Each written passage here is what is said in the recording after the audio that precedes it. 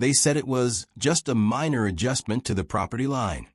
But when the bulldozers showed up at dawn and tore through my rose garden like it was worthless brush, I knew this wasn't about zoning. It was personal.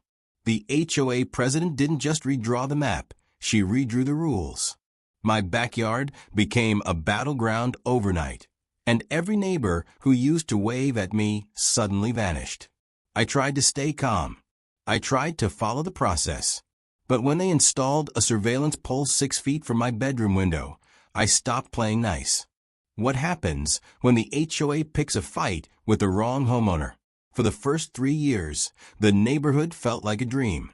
Quiet mornings, friendly waves, and the kind of peace you only find when your name's on the mailbox and the grass is freshly cut. Mark and his wife, Dana, had moved into Sycamore Ridge to escape the chaos of city life.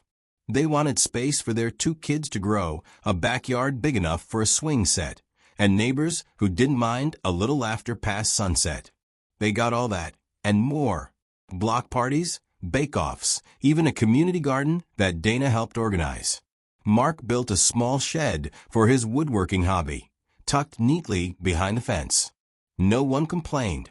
In fact, the HOA president once complimented his craftsmanship at a summer cookout.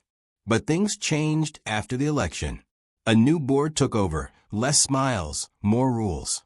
The welcome emails turned into warning letters. The garden was suddenly non-compliant. Dana's flower beds were too expressive. And Mark's shed? Unapproved structure. At first, they thought it was a misunderstanding, a clerical error. But when a neighbor whispered, "They're targeting you," Mark started keeping copies of every notice. Then came the drone. It hovered over their yard one afternoon, silent and deliberate. Mark waved it off, thinking it was a kid's toy. But the next morning, he received a citation for unauthorized roof modifications on a roof he hadn't touched. That's when he realized this wasn't about rules. It was about control. And someone on the board wanted them gone. Mark thought the drone incident was a one-off. A rogue board member with too much time and too little oversight. But the next week, he received a formal letter from the HOA citing unauthorized surveillance interference. Apparently, waving at the drone was considered aggressive behavior. He laughed at first. Then he saw the fine, $250. Dana wanted to fight it. Mark wanted to ignore it. But ignoring it only made things worse. 2 days later, a second letter arrived. This time, it was about the swing set. Non-standard materials, the notice read. The swing set had been there for 2 years. It was made of pressure-treated wood, painted by hand, and anchored deep into the soil. Mark had built it himself. The HOA claimed it violated aesthetic uniformity. Another $300 fine. Mark called the board. No one answered. He emailed. No reply. He showed up at the monthly meeting and was told he wasn't on the agenda. When he tried to speak during open comments, the president, now a retired dentist named Harold, cut him off mid-sentence. "We'll review your concerns in due course," Harold said, tapping his gavel like it was a courtroom. Mark left the meeting with a sinking feeling. Something was off. This wasn't about rules. It was about him. The next morning, a neighbor named Linda knocked on his door. She looked nervous. "They're watching you," she whispered. "They think you're trying to undermine the board." Mark blinked. "Undermine? I just want my kids to play in peace." Linda hesitated. "Harold's got a list. You're on it." That night, Mark installed a motion-activated camera on his porch. Within 48 hours, he received another citation. Unauthorized security equipment, $400. The fines were stacking up. $950 in total. Mark appealed. The board denied every request. Dana started documenting everything: dates, letters, photos. They created a binder, labeled it HOA War. Then came the landscaping violation. Mark had trimmed his hedges. That was it. But the HOA claimed he had altered community foliage without approval. The fine?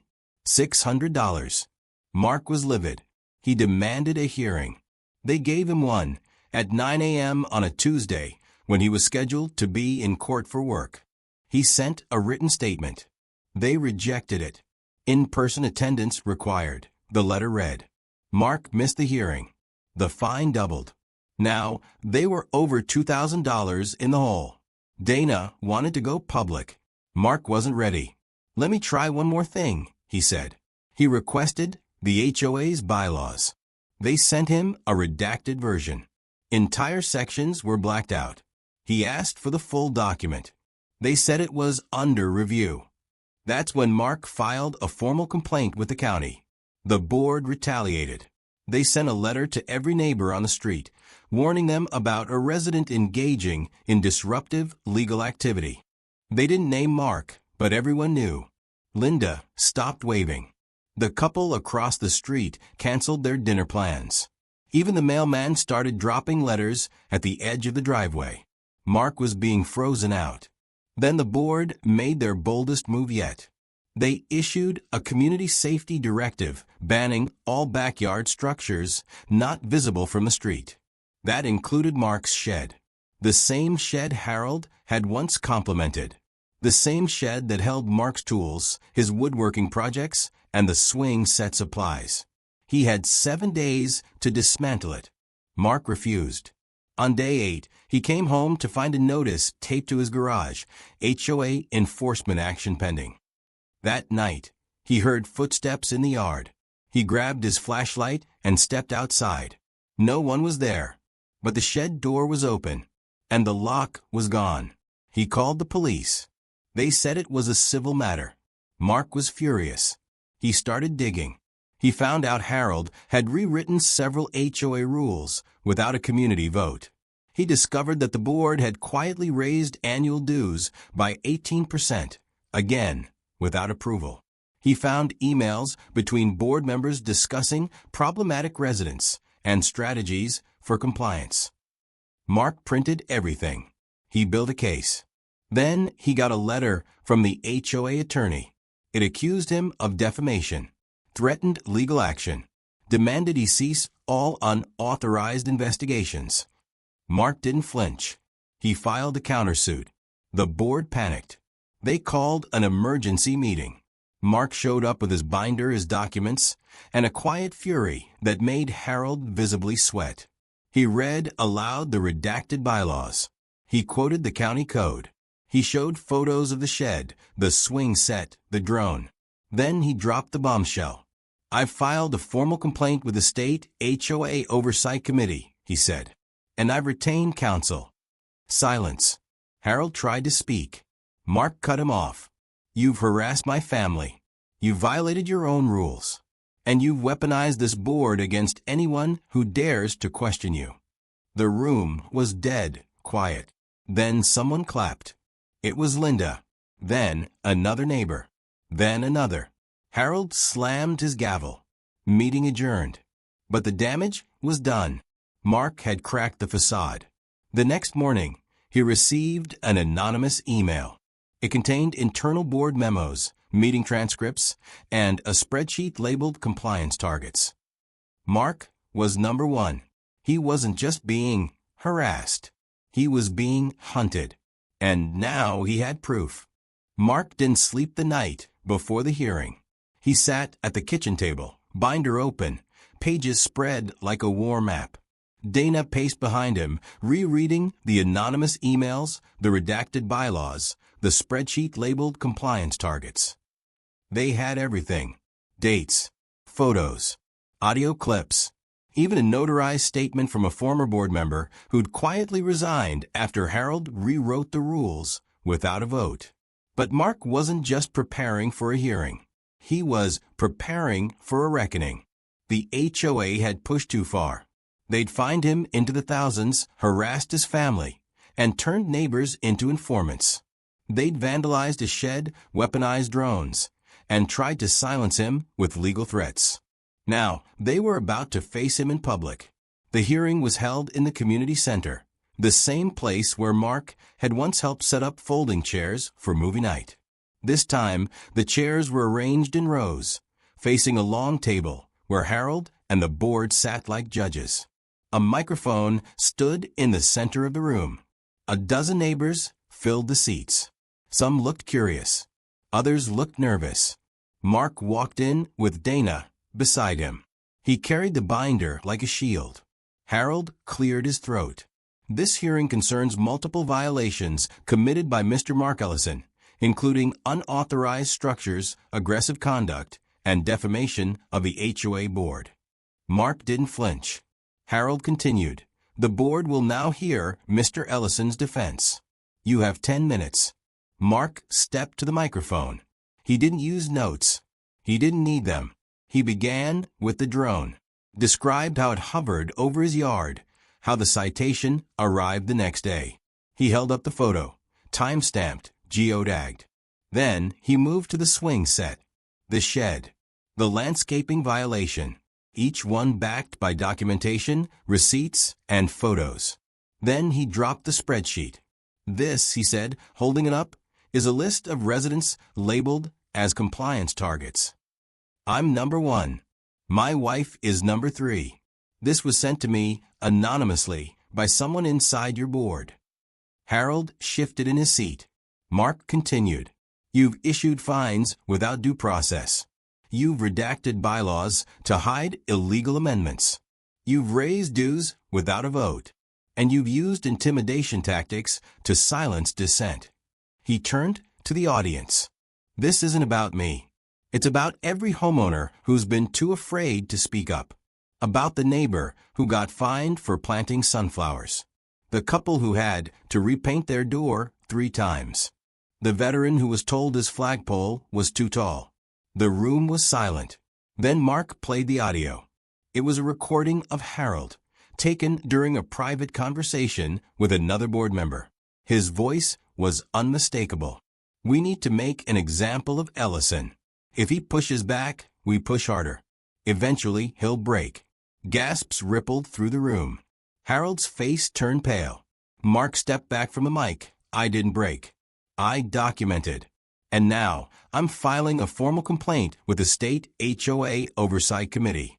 I've retained legal counsel. And I'm requesting a full audit of this board's actions." Harold tried to speak. This is out of order." Mark cut him off. "No, Harold. You're out of order." The audience erupted. Linda stood and clapped. Others followed. Even the couple who'd stopped speaking to Mark nodded in quiet approval. Harold slammed his gavel. Meeting adjourned. But it wasn't. Because the next morning, Mark received an anonymous email. It contained internal board memos, meeting transcripts, and a spreadsheet labeled compliance targets. Mark was number 1. He wasn't just being harassed. He was being hunted. And now he had proof. The investigation moved faster than anyone expected. Within 2 weeks of Mark's hearing, the County HOA Oversight Committee launched a formal audit. The anonymous documents he submitted, the redacted bylaws, the compliance spreadsheet, the audio recording of Harold, were enough to trigger a full review. Inspectors arrived unannounced, combing through board records, financial statements, and internal communications. Neighbors watched from their porches as county vehicles rolled in. For the first time in months, Mark felt the tension shift, not away from him, but toward the board. Harold tried to rally support. He sent out a community-wide email claiming the board was under attack by a disgruntled resident with a personal vendetta. But the damage was done. The spreadsheet labeled compliance targets had circulated. The audio clip had gone viral in the neighborhood group chat. And the proposal to seize Mark's property for a community expansion project, dated before any fines were issued, had shattered any illusion of fairness. The board fractured. 2 members resigned within days. One issued a public apology. Another admitted they'd been pressured into silence. Harold, meanwhile, lawyered up. But his attorney couldn't stop what came next. The county froze the HOA's authority pending the outcome of the audit. All fines were suspended. All enforcement actions halted. And Mark? He was asked to testify. He stood before the Oversight Committee, binder in hand, and told the story from beginning to end. The drone, the swing set, the shed, the surveillance pole, the redacted bylaws, the spreadsheet, the retaliation. He didn't cry, but Dana did, quietly, in the back row. When he finished, the lead inspector leaned forward.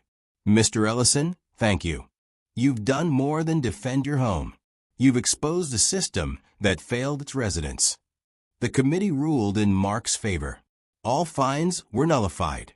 The board was dissolved. A temporary administrator was appointed to manage the HOA until new elections could be held. And Harold?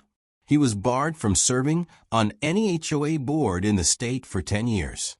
But the impact didn't stop there. Mark's story spread. Local news picked up. Then regional outlets. Then a national podcast on property rights and HOA abuse. He was invited to speak at a homeowners advocacy summit. His binder, once a symbol of frustration, became a case study in civic resistance. Neighbors who had once avoided him now stopped to chat. Linda brought over cookies. The couple across the street apologized. Even the mailman started walking up the driveway again. Dana replanted her flower beds. The swing set stayed. The shed got a fresh coat of paint. And the drone? It never came back. But the most powerful change wasn't in the yard. It was in the community. Residents started asking questions. They demanded transparency. They formed a watchdog group to monitor future board actions. They rewrote the bylaws, this time, with full community input. And when the new elections came, Mark didn't run. He didn't need to. He'd already done his part. Instead, he helped others campaign, mentored candidates, shared his story. And when the new board was sworn in, they invited him to speak. He stood at the podium, looked out at the crowd, and said, "This isn't about winning. It's about waking up. About remembering that we don't just live here, we belong here. And no board, no rule, no gavel can take that away." The room erupted in applause. Mark stepped down, binder tucked under his arm, and walked home. The swing set creaked in the breeze. Dana waved from a porch. The kids laughed in the yard. Peace had returned. But it wasn't the same peace as before. It was earned. HOAs were designed to protect communities. But when power goes unchecked, even the quietest neighborhoods can become battlegrounds. Mark's story isn't just about fines or bylaws. It's about standing up when no one else will. About documenting, resisting, and refusing to be silenced. Because sometimes the most powerful thing you can do is refuse to back down.